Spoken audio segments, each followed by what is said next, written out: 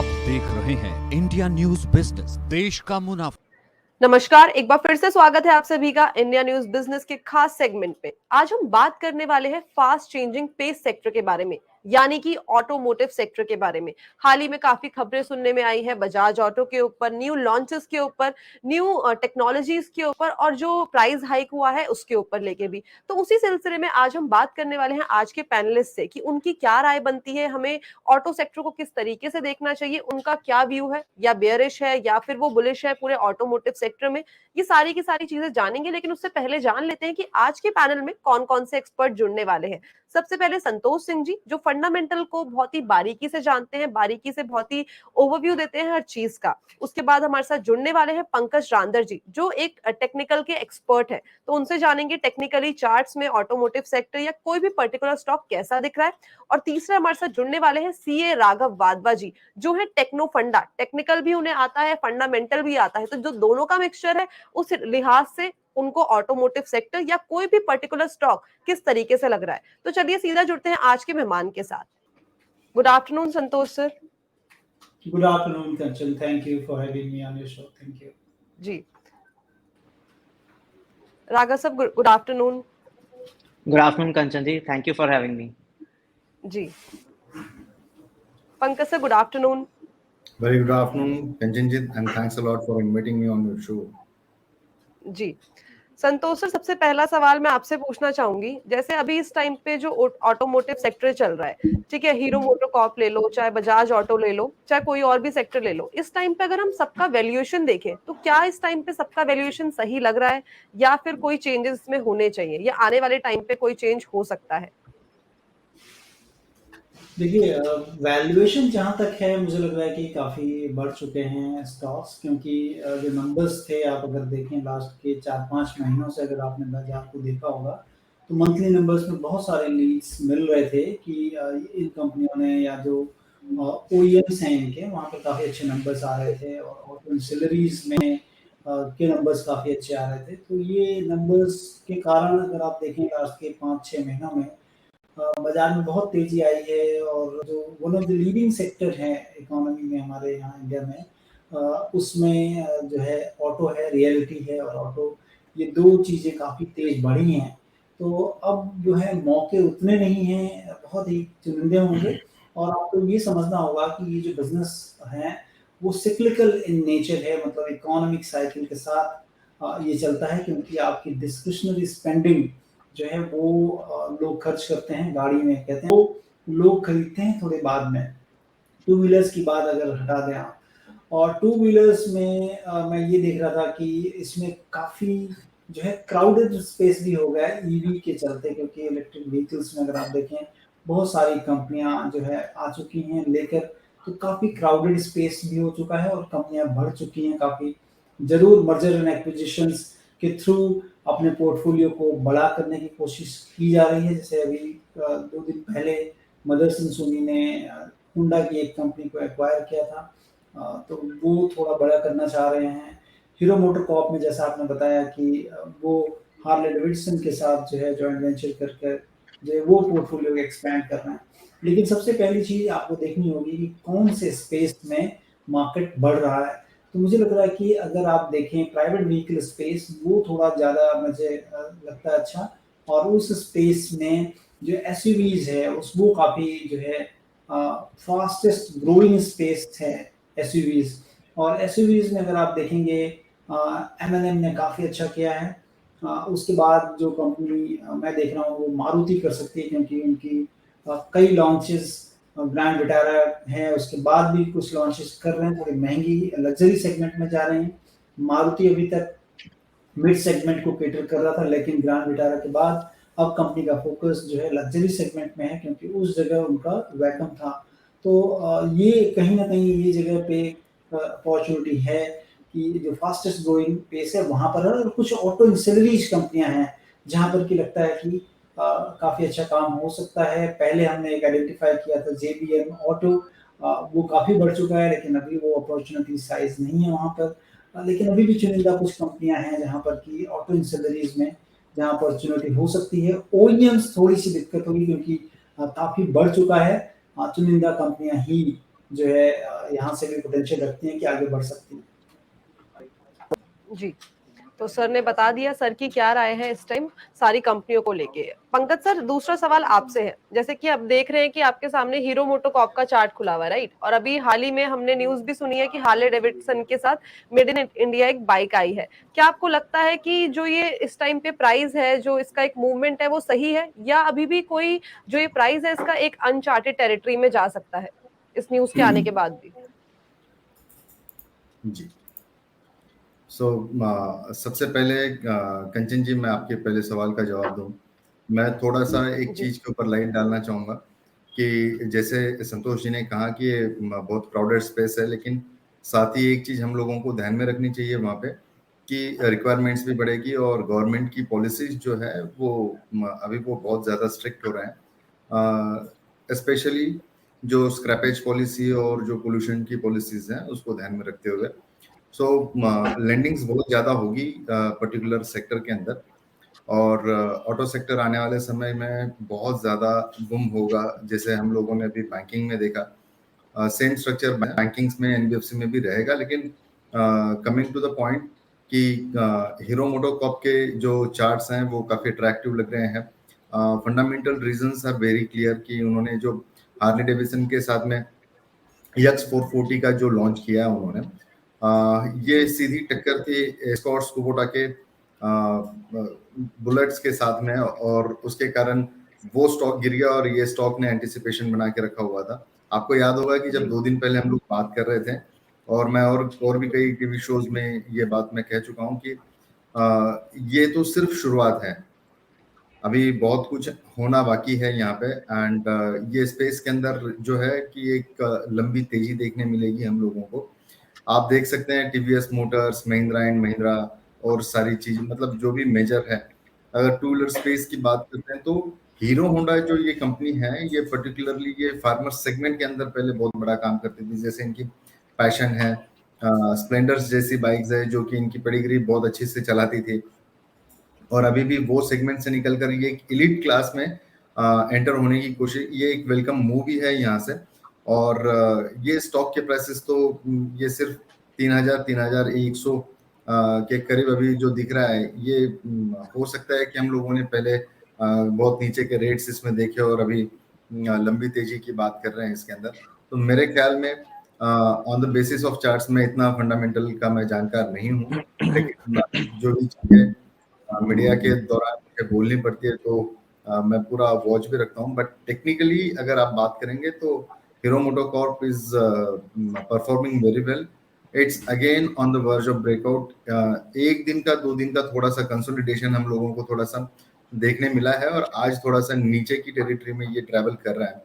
But trust में ये ऊपरी लेवल से कहीं ना कहीं आई हुई थोड़ी सी प्रॉफिट बुकिंग होती है जो ट्रेडर्स के माइंडसेट के लिए है। दूसरी बात कि मार्केट नीजर जब देना शुरू करेगा यहाँ से दोबारा, मुझे लगता है कि मार्केट को अच्छा चलने के लिए भी एक हेल्दी करेक्शन का जरूरत होता है। तो वही वाला सीन है यहाँ पे कि हीरो मोटोकॉर्प में डेफिनेटली बाइंग ही करना चाहिए, सेलिंग का कोई सवाल पैदा नहीं होता है यहाँ पे। डेफिनेटली बाय करके चले। अगर स्टॉप लॉस की बात है तो 3070 के स्टॉप लॉस के साथ में मैं थोड़ा सा टारगेट एग्जैजरेटेड दे रहा हूँ, लेकिन मेरा मानना है कि वो वहां तक बहुत जल्द पहुंच जाएगा। 3360 और 3510 के 2 टारगेट्स के साथ में मैं हीरो मोटोकॉर्प पे राय देना चाहूंगा। जी सर, जिस टेरिटरी में इस टाइम पे ये है, लोअर टेरिटरी में है, तो ये एक बाइंग अपॉर्चुनिटी बन रही है व्यूअर्स के लिए, राइट? जो भी इस टाइम पे ट्रेड करना चाहते हैं। या डेफिनेटली अगर इसी रेंज में से अगर बाइंग करना है तो अपने कैपिटल से 20 से 25% तक जितना अपना फंड्स आप यहाँ पे डिप्लॉय कर सकते हो जो आपको हीरो मोटो में लगाना है उसके। और अगर स्टैगर्ड वे में काम करते हो तो बाय एवरी 20 पॉइंट्स के डीप में ये 3 बार से 4 बार तक बाइंग किया जा सकता है। जी, तो ये बात हो गई हीरो मोटो कॉर्प के बारे में। इस टाइम पे बाइंग अपॉर्चुनिटी आपके लिए बन रही है, बता दिया सर ने टारगेट कितने देखने को मिल सकते हैं। राघव सर, अभी हमने रिसेंटली देखा है कि जो टाटा मोटर्स है उसने एक एवरेज प्राइस हाइक किया है 0.6% का, राइट? तो इससे आपको क्या लगता है इसकी रेवेन्यू में क्या चेंज आएगा और स्टॉक के अंदर क्या चेंज हमें देखने को मिल सकता है? थैंक यू चांस देने के लिए कंचन जी। सबसे पहले तो मैं एक ऑटो सेक्टर का ओवरव्यू देना चाहूँगा। मैं संतोष जी और पंकज जी से बिल्कुल सहमत हूँ। मुझे लगता है कि ऑटोज़ में अभी और बहुत ग्रोथ बाकी है और संतोष जी ने जैसे कहा, जैसे टू व्हीलर स्पेस अभी मुझे भी क्लस्टर्ड लग रही है और मेरा फोकस भी फोर व्हीलर स्पेस पे ज़्यादा है। और पिछले मंथ की ही न्यूज़ है कि सज्जन जिंदल जी एमजी मोटर्स इंडिया में 48% स्टेक ले रहे हैं और मैं सज्जन जिंदल जी को बहुत रिस्पेक्ट करता हूँ एज एन एंटरप्रेन्योर। उन्होंने जब स्टील इंडस्ट्री डोल्ड्रम्स में थी 2011 से 2016 के टाइम पीरियड में, तो बहुत अच्छे से अपनी कंपनी को मैनेज किया और नंबर 1 स्टील कंपनी आज की डेट में बनाया हुआ है उन्होंने। तो जब ऐसा सीजन्ड एंटरप्रेन्योर एक नई इंडस्ट्री को बिल्कुल उस इंडस्ट्री में एंटर होना चाह रहा है, तो डेफिनेटली उस इंडस्ट्री में कुछ ग्रोथ उनको नजर आती है आगे फ्यूचर में। और हमें एज एन एनालिस्ट उस इंडस्ट्री को जरूर अपने रडार में रखना चाहिए और उसे स्टडी करना चाहिए। और इसके अलावा अगर हम ऑटो कंपनीज की इन जनरल हम सेल फिगर्स भी देखें, month on month sale figures भी देखें, मारुति मारुति ने 1,33,000 यूनिट्स इस बार बेचे हैं, which is rise of 8% I think पिछले वाई एंड वाई बेसिस में। और महिंद्रा एंड महिंद्रा ने काफी ज्यादा अच्छी ग्रोथ दिखाई है, 22% ग्रोथ लाया है अपने यूनिट सेल्स में। तो ये दोनों कंपनीज मुझे बहुत अच्छी लग रही है। टाटा मोटर्स का इवन दो वो 50% आई थिंक पिछले 6 महीने में बढ़ चुका है टाटा मोटर्स। और जैसे कि आपने पूछा कि टाटा मोटर्स के आपको फ्यूचर प्रोस्पेक्ट कैसा लग रहा है, तो मुझे टाटा मोटर्स का फ्यूचर प्रोस्पेक्ट बहुत अच्छा लग रहा है और मुझे लगता है यहाँ से भी और बहुत अच्छी ग्रोथ दिखा सकता है टाटा मोटर्स। रीजन बीइंग के एक तो उनके जो न्यू लॉन्चेस हो रहे हैं वो इंडिया में बहुत अच्छे से इंडियन कंज्यूमर को बहुत अच्छी इजीली एक्सेप्टेबल हो रहे हैं और अच्छे सेल फिगर्स शो कर रहे हैं। इसके अलावा इनका जो ईवी सेगमेंट है, आज आप देखिए जो ईवी का ratio would be less than 1% जो नॉर्मल टोटल कमर्शियल व्हीकल की सेल्स हो रही है। तो आगे आने वाले सालों में ईवी भी बढ़ेगा और लोगों का रुझान ईवी की तरफ भी ज्यादा आएगा। कॉस्ट ऑफ ट्रैवलिंग कम होएगी और इस रीजन से मुझे लगता है कि टाटा मोटर्स, महिंद्रा एंड मारुति, ये 3 पिक्स है मेरी और ये तीनों मुझे बहुत अच्छी लगती हैं आगे अगले आने वाले 3 से 4 सालों के बीच में। जी, तो सर ने अपनी राय दे दी है, साथ में रेकमेंडेशन भी दे दी है कि कौन से स्टॉक में आप निवेश करके चल सकते हैं। संतोष सर, वापस से आपके पास आते हैं। जैसे कि हम देख रहे हैं कि जो रॉ मटेरियल है उसमें भी प्राइस हाइक हो रहा है और प्राइस जो नॉर्मल व्हीकल का प्राइस है वो भी बढ़ता जा रहा है। हर कंपनी न्यूज दे रही है कि प्राइस हाइक हो रहा है, इस कंपनी में प्राइस हाइक हो रहा है। आपको क्या लगता है जो ये इतने प्राइस हाइक चल रहे हैं, रॉ मटेरियल का हो चाहे व्हीकल का हो, तो इससे कोई सेल्स के नंबर में असर पड़ेगा या फिर नहीं? हर कंपनी न्यूज देखिए, सेल्स के नंबर में जैसा मैं कह रहा था कि ये एक सिक्लिकल इंडस्ट्री के रूप में हम इसे देखते हैं। बहुत ज़्यादा लिंक नहीं, लेकिन एक तरह से मोर और less link with the economic activity होता है। और जैसा आप रॉ मटेरियल की बात कह रहे हो, तो अगर आप देखो लास्ट के 1 साल में तो पूरा रॉ मटेरियल में काफ़ी कमी आई है इनके प्राइसेस में over a period of 1 year. अगर आप देखते हो तो आप अगर देख लो जो प्लास्टिक से जो चीज़ें बनती हैं, क्योंकि क्रूड में काफ़ी गिरावट है। मेटल्स इन जनरल अगर आप देख लो, चाहे कॉपर की बात कर ली जाए, एल्यूमिनियम की बात कर ली जाए या स्टील की बात कर ली जाए, 1 साल के अंदर में प्राइस की गिरावट है, ओवरऑल है, ट्रेंड नीचे की तरफ है। हाँ, प्राइस हाइक जहाँ तक बात है, इनके जो अदर कुछ कॉस्ट हैं, जैसे कि यहाँ पर कुछ दिनों पहले तक अभी तक जो फ्यूल कॉस्ट जो है एक बड़ा कॉस्ट होता था, तो वो थोड़ा बढ़ा हुआ था।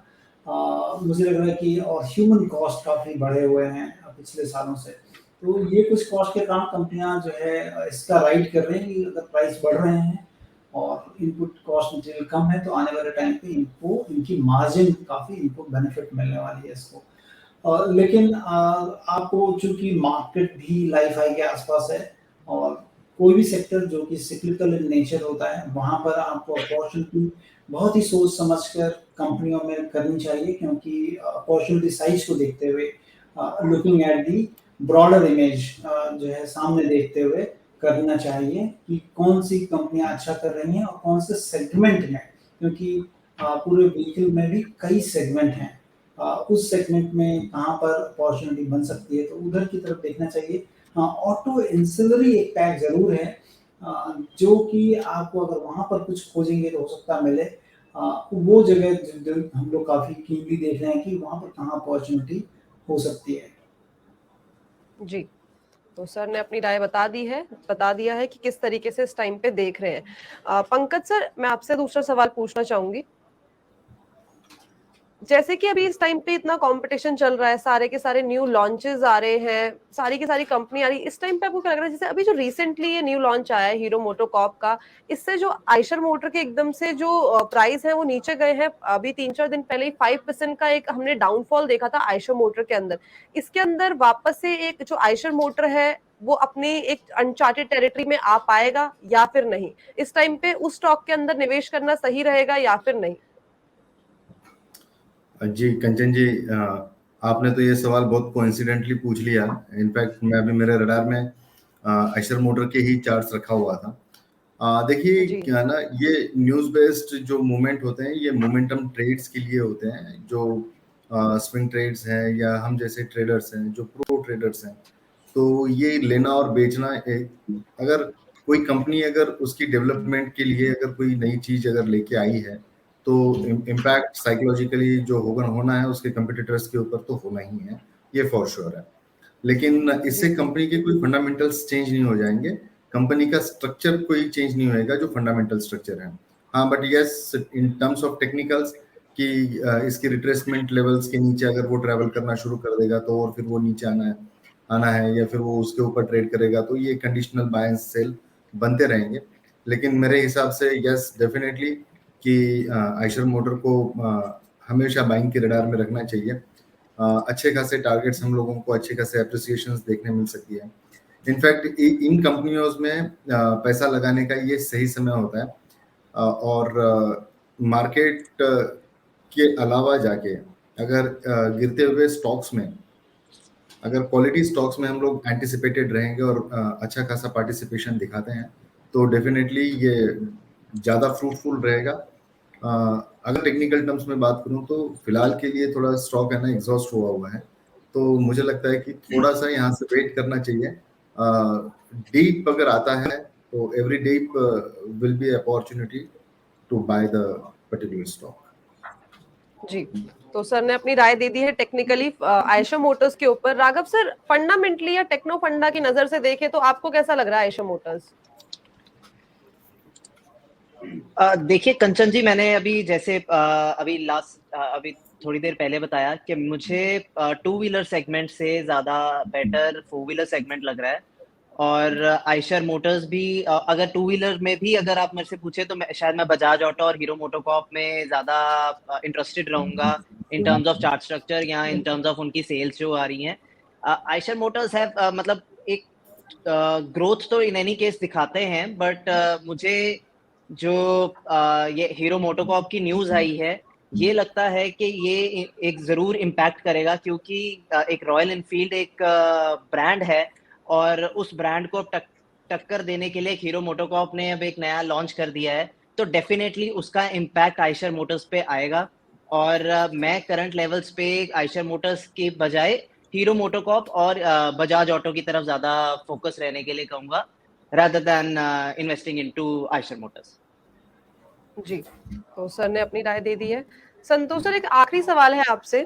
जैसे कि हमने अभी ये हीरो मोटोकॉर्प की बात चल रही है कि जो हार्ले के साथ बाइक आई है 2.29 लाख का जो नया लॉन्च आया है, और जो एकदम से हमने देखा था कि स्टॉक ने काफी रफ्तार भी पकड़ी थी, तो कहीं ऐसा तो नहीं है कि वो एक स्टॉक न्यूज में था तो इसलिए उसने एकदम से स्टॉक ने रफ्तार पकड़ी, उसके बाद थोड़े टाइम बाद वो ठंडा ही पड़ता जाएगा? बिकॉज ऐसा ही लॉन्च एक बार मारुति ने भी किया था प्रीवियसली, लेकिन उसकी इतनी सक्सेस रेशियो नहीं देखने को मिला था। कहीं ऐसा तो नहीं है कि सिर्फ ये स्टॉक ड्रिवन एक पेस थी और वापस अपनी नीचे आता जाएगा? देखिए, मुझे नहीं लगता कि ऐसा होना चाहिए, क्योंकि अगर आज से आप अगर 20 साल पहले जाएं और देखें तो Maruti was the single most जो है मार्केट शेयर था मारुति का। और उस समय मारुति जितनी गाड़ियां बनाती थी और आज जितनी गाड़ियां बनाती हैं, और आज मार्केट शेयर वहां से बहुत कम हो चुका है। बट इवन देन उससे कई गुना ज्यादा मारुति जो है बेचती है और कई गुना ज्यादा प्रॉफिट है इसका। तो आपको वैसे नहीं देखना चाहिए। अगर कोई कंपटीशन और हेल्दी कंपटीशन आता है तो मार्केट भी बढ़ता है, मतलब मार्केट की अवेयरनेस भी बढ़ती है, लोग ज़्यादा अट्रैक्ट होते हैं उधर की तरफ। और हीरो मोटोकॉर्प जो है जिस तरह से लो प्राइस की तरफ, जो प्रीमियम सेगमेंट में भी निचले स्तर की तरफ, निचले जो है बजट की तरफ ले आए हैं ताकि आइचर मोटर से टक्कर कर सकें। लेकिन अभी देखना होगा, क्योंकि आपको ये चीज़ें बहुत ही इम्पोर्टेंट हैं कि भारत के मार्केट को, या भारत की समझिए कि रोड या उनकी जो रोड के कहने की बनावट है उस पर कौन सी गाड़ी अच्छी चल सकती है, टाइम विल टेल कि ये क्या होगा। लेकिन जितनी भी अच्छी कंपनियां हैं मुझे लगता है कि हेल्दी कंपटीशन जो होता है अच्छा होता है, ताकि वो भी अच्छे मॉडल्स लेकर आती हैं। और इस तरह से समझिए एक टाइम था कि बुलेट को लोग भूल गए थे और वहां से फिर बुलेट ने एक बहुत बड़ा ट्रांसफॉर्मेशन किया। तो मुझे लगता है कि कंपटीशन जो है वो ट्रांसफॉर्मेशन में चेंज होगा। और लग्जरी मार्केट काफ़ी हैपनिंग मार्केट है। हीरो मोटर तो हम लोग के पोर्टफोलियो में है, मैं डिस्क्लोजर में बता दूं। लेकिन इस चीज़ के पहले हमने लिया था। और अभी दो न्यूज़ था इसमें, कुछ दिनों पहले इसमें एक न्यूज़ आई थी कि हीरो मोटर कॉर्प में कुछ इन्वेस्टिगेशन चल रहा है जहाँ पर कि साइफन किया गया या टैक्स की चोरी की गई है और उसके कारण काफ़ी पिटा था स्टॉक। तो ये दोनों न्यूज़ हैं, एक खराब और एक जो है अच्छा न्यूज़ है। But time will tell. मुझे नहीं लगता कि इनके आने से मार्केट खराब होगा, मुझे लगता है कि और मार्केट बढ़ेगा, क्योंकि यहाँ पर लोगों की डिस्क्रिशनरी स्पेंडिंग अगर बढ़ेगी और नए जितने भी युवा हैं उनकी चॉइस जो है वो आइदर इनफील्ड होनी चाहिए, होगी, या फिर कह रहे हैं कि हार्ले डेविडसन की तरफ जरूर लोग झुकेंगे। तो I think they will equally enjoy the market share. जी, तो सर ने अपनी राय दे दी है, बता दिया है कि हेल्दी कंपटीशन मेंटेन होगा, न्यू लॉन्चेस को एक बढ़ावा भी मिलेगा। इसके अलावा कोई और इन्फॉर्मेशन शेयर करना चाहते हैं? इसके अलावा तो कोई और इन्फॉर्मेशन नहीं है, बट ये है कि मेरा ज़्यादा जो है इंक्लिनेशन टूवर्ड्स जो है वो फोर व्हीलर या पैसेंजर व्हीकल्स की तरफ ज़्यादा है, क्योंकि वहाँ पर मुझे लग रहा है कि वो स्पेस में ज़्यादा काम हो सकते हैं। और उसमें प्लस कुछ ऑटो इंसेलरीज कंपनी जो मैं बार बार कह रहा हूँ, वहाँ पर हम लोग का जो है काफ़ी फोकस है। जी, और अदर जो एक्सपर्ट्स है, पंकज सर, राघव सर, आप कुछ ऐड ऑन करना चाहते हैं इस वक्त? नहीं, मैं अभी और ऐड नहीं करना चाहूँगा। आई थिंक जो संतोष सर ने कहा और जो पंकज सर ने कहा, मैं बिल्कुल एग्री करता हूँ उनके साथ।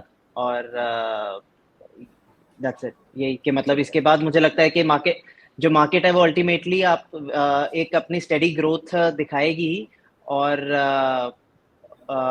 इस स्पेस में आपको अपने स्टॉक्स चूज करने हैं जो बेटर ग्रोथ दिखा रहे हैं, रेदर देन पूरा एक मार्केट को पूरे सारे स्टॉक्स की बजाय कुछ 2-3 स्टॉक्स आपको एक उठाने हैं और उसमें इन्वेस्ट करके रखें। जी, पंकज सर, आपकी तरफ से कुछ ऐड ऑन है? जी जी जी। सबसे पहले तो मैं एक बात मैं कहना चाहूंगा कि आपने स्पेशली आइशर मोटर का रेट चार्ट्स के बारे में और उसमें खरीदारी के लिए पूछा, तो मैंने पर्टिकुलर व्यू दिया था।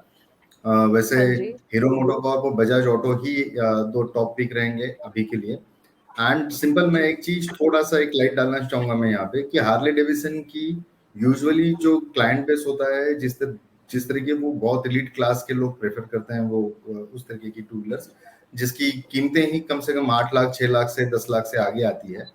बट ये जो सेगमेंट में इन्होंने यक्स 440 की जो एक शोरूम प्राइस निकाली है उन्होंने 2.29, ये बहुत अफोर्डेबल है। जो हार्ले डेविडसन को बहुत प्यार करते हैं या उनकी गाड़ियां चलाने में बहुत ज्यादा दिलचस्पी रखते हैं, तो ये डेफिनेटली है कि ये बहुत टेंशन वाली सिचुएशन है आइशर मोटर्स के साथ में। तो डेफिनेटली लेंडिंग का जो सबसे बड़ा इम्पैक्ट मिलना चाहिए वो इस तरीके की व्हीकल्स को मिलेगा। और आइशर मोटर्स के लिए थोड़ा सा टाइम जो है कि यहाँ से सोच विचार के लिए या थोड़ा सा बैकफुट के लिए रहेगा, लेकिन hero MotoCorp will run like anything. मैंने वैसे भी मेरे पूरे टारगेट्स आपके साथ में शेयर कर चुका हूँ मैं, सो मैं वो दोबारा नहीं करूँगा। सो बस स्टे विद द मोमेंटम और मोमेंटम को एंजॉय करना चाहिए। जी, एक आखिरी चीज, अगर हम ऑल ओवर ऑटो सेक्टर देखा जाए तो संतोष सर आपका क्या नजरिया, बुलिश की बेयरिश? आप ग्रीन बटन दबाएंगे कि रेड? मैं कहूँगा कि देखिए इसमें पूरे सेक्टर के लिहाज से सेक्टर काफी चल चुका है, तो मैं न्यूट्रल टू बुलिश हूँ, ना कि इसमें मैं नेगेटिव नहीं हूँ, बट न्यूट्रल टू बुलिश।